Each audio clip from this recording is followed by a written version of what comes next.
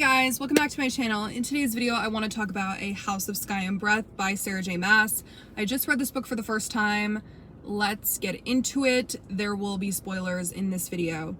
Speaking of spoilers, one of the major plot points was spoiled for me. I saw some fan art of Rune and Lydia and that was it. That's all I needed. Like it wasn't even anything beyond that. Just knowing that, oh, at some point these two are gonna hook up, that led me to understanding that Agent Daybright was most likely Lydia. So I wasn't even gagged at the final reveal because of that, and I feel like that kind of affected my feeling towards the book in some way, because again, that was supposed to be so suspenseful, and who is Agent Daybright, and you know, fearing the hind, like you were supposed to like feel these things all throughout the book, and then in the end, you know, I wasn't even shocked at all that now she's claiming she didn't kill Sofie, and now she's claiming that she is on the right side of history, and it's just, I don't even know how to feel, just in general. She's gonna have to do some explaining, you know, before I can fully ship. But I know that a lot of people have done bad things, like including Hunt himself, like he's done bad things in the name of the rebellion, and it is a necessary evil. Like I understand that she's morally gray, but I still need to know more before trusting her or rooting for them, like I said. Okay, then let's see, the romance. Okay, so this is a big thing for me and it's very upsetting. I feel like the romance was sacrificed, missing, not as good in this second book. And although there were so many spicy scenes and I was looking forward to that, they just didn't land for me. I don't know. It's just, I kind of lost the passion and the interest in Hunt and Bryce as a couple. And I don't know why. It happened in the span of a book, but it did. It's just, and it has nothing to do with him being overly dominant. Like again, I said in my last video reviewing book 1, I said that I heard people talking about how Hunt was very overprotective and weird, and I know that Bryce is always calling him an alpha hole, which is funny, but I didn't think that people actually thought he was an alpha hole. Now reading the second book, I still don't get it. Like I understand that when they mated he got really crazy, but it's nothing I haven't seen before in any of SJM's other books.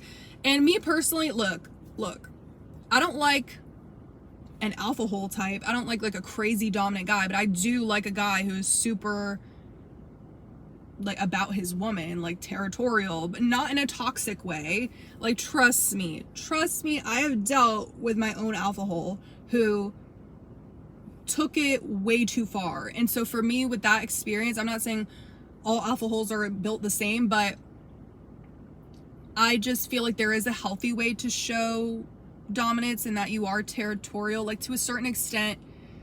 You don't own your spouse, you don't own your mate, but like you do feel possessive over them. Like obviously they're not allowed to date anyone else, they shouldn't be flirting with anyone else. If anything, I feel like he could be more alpha holy, because honestly some of the texts that she sends to these guys, like okay, I get that y'all are friends, I get that you're joking and you're bantering around, but like this is what I said in my last video, that y'all would probably think I'm toxic, because that would not fly with me. Like why are you telling this guy like don't drool over my panties, like as a joke? Like I don't know. And I know she's joking, and that's like the thing, I wouldn't flip out, you know, if I were dating Bryce. You know, my real problem with Hunt is that I love Bryce, just kidding. But you know, there's just certain, like I just don't think of Hunt as that possessive or alpha holy. And plus, didn't Tharion kiss her on the lips while she was teleporting and he just laughed it off? That's another thing where I'm like, okay, again, I don't understand the rumors and not the rumors, but the slander towards this man, Hunt, because he's better than me. He's better than me, I'll say that. So anyway, when he was going through his craziness, and you know, we'll get to that later. Or actually, no, we'll talk about it. When they finally crossed the finish line, if you will, I don't know if that's inappropriate to say, but when they finally did do the damn thing, it was so lackluster for me. I know people had problems saying that maybe Bryce couldn't consent, which is so confusing to me, because like it's kind of frustrating that authors have to like spell this out nowadays, but I'm glad she did, because what are y'all talking about? She explicitly said that Bryce was down to clown. Like, I don't know what more we could have done. Like, okay, so, but if you want to talk about Hunt and how Hunt possibly couldn't have consented, I could give some credence to that idea. Like, okay, he was not in his right state of mind. He was very rage daisy. I don't know what you want me to tell you. Like, he was coherent enough to still be concerned about her. Like, it seemed like he was understanding, like, yes, this sounds like it would help me. Like, this sounds like something I want. I'm just worried about you. Like, he was coherent enough to still express or show concern for her. And she welcomed it even more, like, even further reaffirmed, this is what I want. So, anyway, like I said, I understand that he was out of it, but again, you know, it's a touchy subject, and I feel like some people do maybe, I don't know, it doesn't justify anything that happens in real life when people are, you know, truly out of their mind, like having a mental break or inebriated on a substance. I don't think that this is supposed to be some commentary about that. Not saying you can't compare the two things, because you can, but I just think it's a little bit unfair to Hunt, considering that has never been his thing. Not to say that he could never do it, but it's just, or sorry, I guess I should say for Bryce. I don't know, I think it's just unfair to both characters, whether people are like on one side saying that Bryce didn't consent or on the other side saying Hunt didn't consent. I just think it's unfair on both sides, considering, you know, you're going off of a lot of assumptions. And I think SJM did show both POVs and tried to make it clear that both of them were into this. Tensions were high. Anyway, I say all that to say I don't want to talk too much about that, because that's just, we could just go back and forth all day. Like, who actually knows? Like, this is a book, and like, I understand calling out problematic things or calling out red flags, but this just felt a little bit grasping for straws for me. That's just my opinion, but I can understand why people were triggered if they were, at least on Hunt's behalf. I don't understand why anybody would be triggered on Bryce's behalf. Maybe she felt like coerced, or like she had to do this for him, but I think two things can be true at once. I think she could have felt like this is really something that would help him, although it wasn't the only thing she could have done. There was probably a laundry list of things that she, where did that phrasing come from, laundry list? It should be grocery list, but you know, there were so many things she could have picked from, and that's the one that she picked. And she probably wanted to do it as well. She did want to do it as well, because she said that in her brain. Like, anyway, let's move on. So, the sex scene. Oh, okay, something I just wrote down. He was hers, she was his. Like, how many times did SJM say this? And I felt like at certain points it just felt like a lot of filler with the sex scenes. Like, so much she was hers, he was his, or she was his, or whatever. And, you know, their powers intertwined, lightning in his eyes, and you know what I mean? Like, I just felt like, what is this? Can we have some dirty talk? Can we have some switching up of positions? Can we have something else? Because it felt like every time they did it, it was kind of more of the same thing. I don't know. I just don't understand where we went wrong. There was so much sexual tension in book one. There was so much like raw desire, and I like when Hunt is dominant. Like, that's just, sorry, I know some people don't like the alpha hole thing, which again, I said, I don't even think he's that crazy of an alpha hole based on some of the things that he did, but like, I feel like Bryce is such a baddie and a confident woman, and I just felt like he couldn't really match up in the bedroom. I don't know, like, she seems to be enjoying herself, but I'm just kind of like, and there's nothing wrong with like romantic love or simple sex. Like, there's nothing wrong with being vanilla. Like, I'm not even like trying to use that term in like a negative way. Like, there's nothing wrong with it. I just didn't think Bryce was gonna be into that. And I'm not talking about like it needed to be some crazy taboo. Like I don't want y'all thinking I'm crazy. It's just I personally don't like books that are so taboo. That's just not my thing. I think there's nothing wrong with simplicity. And I know some people speculate that that maybe SJM just wanted to represent like a normal couple, like having sweaty sex or imperfect sex. And that's fine and all, but love the representation for the normal people, but I just didn't expect that. Like, they are not normal people. These two people are so badass. They're so hot and like confident. And again, not that, okay, I feel the need to like constantly defend myself. Like, okay, it's fine. It's fine that they are like that in the bedroom. If that's what it is, then whatever. Like, I'm not judging. I'm just saying, I guess my expectations as a reader were different. I expected them to be a little bit more vocal and like experimental. And I guess you could say they're experimental because, oh, they did it at the gym, or like, that's, you know, I don't even want to say too. I have a fear of being judged with this. And it's just, I know I'm not the only one though. I know I'm not. A lot of people did not like the spicy scenes in this book. And I don't even think it was just because of how many scenes there were, or I think a lot of people just did not like the actual substance. And that's how I feel. So much buildup for this, like, for that. Do you know what I mean? Because if it was just gonna be like that, then why make us wait? Then why was there all this anticipation? And yeah, womp womp. Like, that's definitely what it's giving for me. And I just think their romance in general, like, where were the sweet, cute little moments? Where'd they go? Like, I just completely forgot about some of the cute things in the first book. And I understand it's different because now they're in love. They're not falling in love anymore. It's not going to be as exciting as, like, the first kiss. And, you know, does he know that she likes her? Does she know that he likes her? Like, whatever. But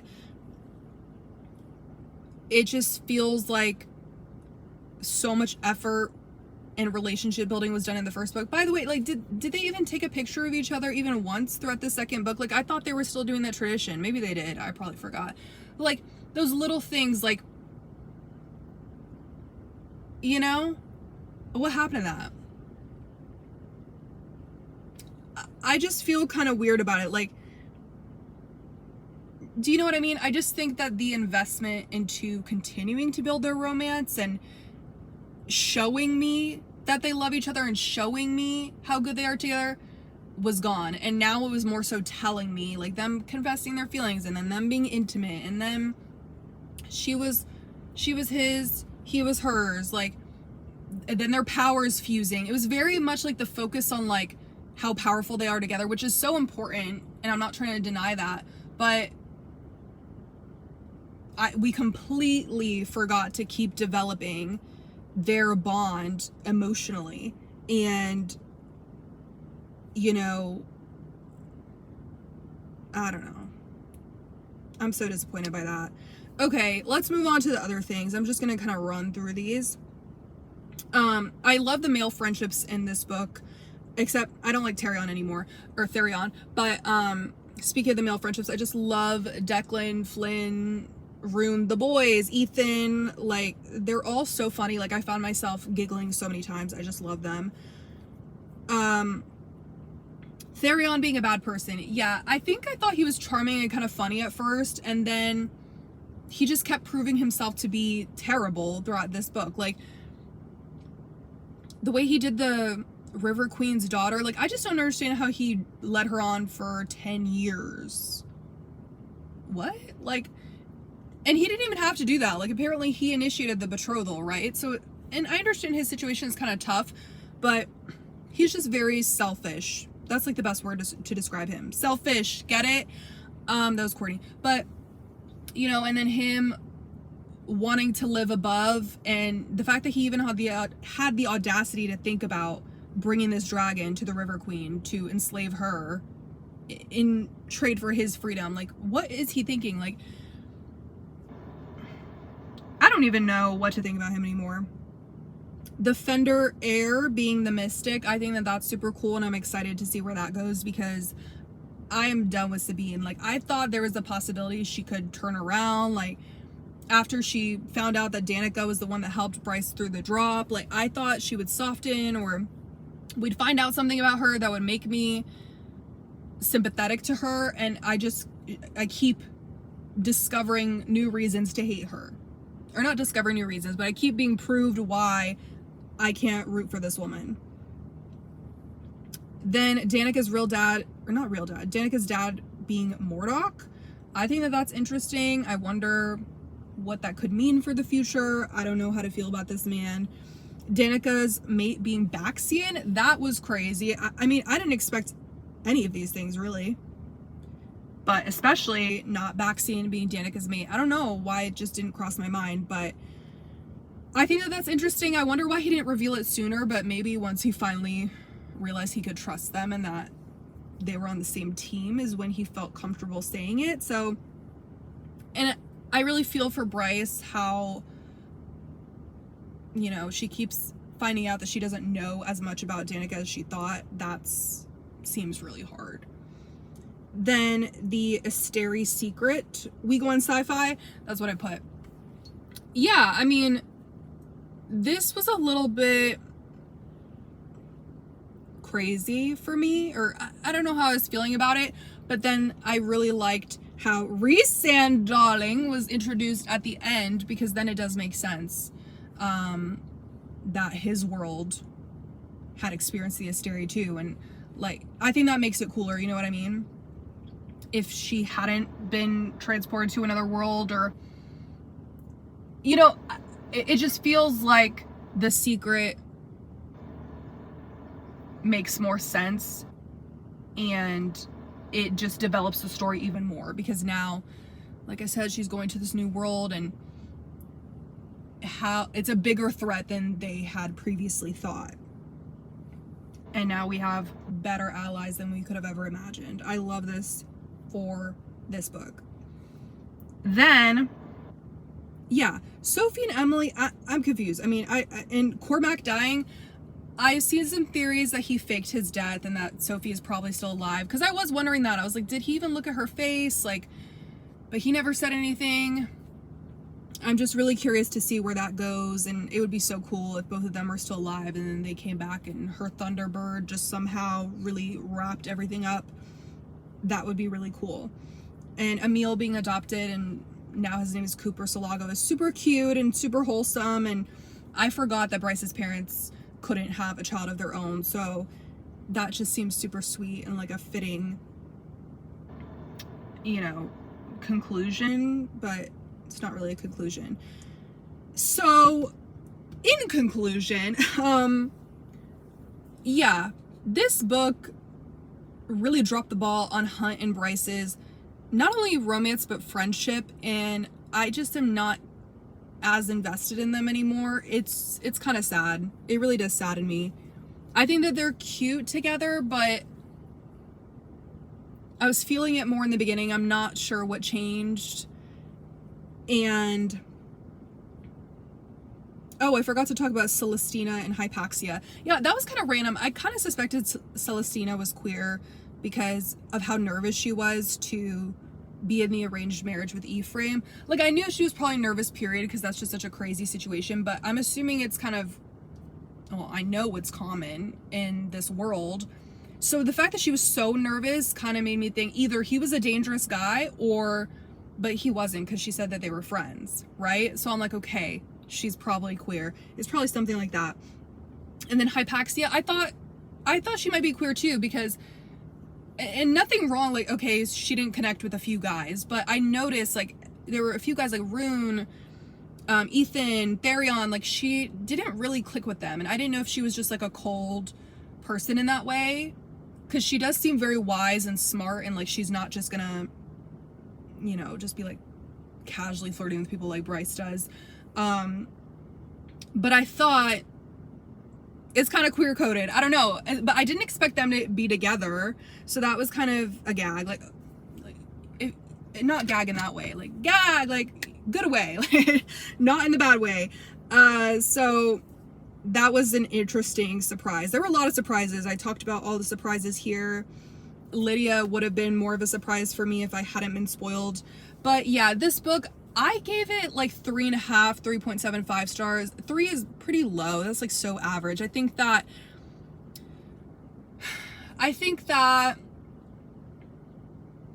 the bigger plot at hand was developed and a lot of secrets were revealed and it made sense, and I was caught off guard. You know, but I found myself, I didn't get emotional with this book like I did with the first book. And my heart did kind of drop when Hunt was branded again and became a slave again. So I really hope that we fix that in the third book. Like, I want a happily ever after, period. Like, I don't even know what to expect. But I think the development and all of that stuff on the side characters, specifically, there was so much focus on, you know, finding Emile, obviously. And then that was kind of a thing where it's like, okay, we spent so much time talking about that, and then Bryce knew for a long time where he was and that he had no powers. It's like, oh my God. Like, and I know that's been a thing with this book, that Bryce reveals something that even the reader didn't know. And I get all that, but it was just a little bit frustrating as a reader, because I'm like, ugh, okay, so, you know, because it wasn't that much of a gag to me. It wasn't so much of, I keep saying gag. It wasn't even that much of a surprise to me. Or sorry, let me rephrase. It wasn't even that I couldn't care that much about this reveal, because I was like, okay, well, I barely cared in the first place. No offense to the little boy. Like, okay, I love the little boy, and I'm glad that we read that little letter that he had back and forth with Sofie, because it did make me endeared to him. And of course I wanted them to find this little boy, this innocent boy. But what I'm saying is, it's just, maybe what I said sounded messed up, but what I'm trying to say is that it felt a little bit futile from the beginning, and I just wasn't that invested in the boy because I didn't know that much about the boy. No offense to him, but there's a lot of people who are at risk, right? Like, there's a lot of people who are in danger. So not that I didn't care about him, it was just kind of like, you know, we spent so much time on that just to find out, you know, what Bryce had said. So, or that Bryce knew the truth all along. And it's just like, okay, even Hunt was like, so you wasted everyone's time. We were just walking around the meat market. She was like, well, yeah, like, it had a purpose. And I'm like, okay, anyway. So, in conclusion, this book didn't land for me. Like I said, I gave it 3.5, 3.75, because there was story expansion. A lot of things were revealed. Unfortunately, I think the two main characters being kind of put on the back burner, and then their sex scenes, since there were so many of them, the sex scenes are not landing for me. It was just kind of hard to ignore. And then Tharion was such a big player here. Like, he was just constantly, he had so many of his own chapters, which I wasn't bored of, but sometimes they were repetitive. Like, okay, we know that the River Queen is trash. Like, okay, and then, I don't know, but him being a bad person and just him having such a big presence in this book was annoying. So yeah, I don't know what else to say. It just wasn't as good as the first book. The first book made me cry. It had so much tangible sexual tension, but like such a good emotional connection between the two that I was so invested, and I cared about, like, I could feel their feelings and I could feel their tension. And then in this book, I could feel the tension at times, of course. I can feel the love. Like, I did feel heartwarmed at times, but it didn't have the continuity I expected from the first book. It seemed like something went wrong. And I think it's maybe because they were fighting a bit more in this second book, and yeah. So, okay. I'm excited to see where it goes. I already started the third book, and that's exciting because like I said, we're at the night court, I think. So anyway, I will talk to you guys in my next video. I will leave it here, and let me know your thoughts on this book down below, and I will see you next time. Bye.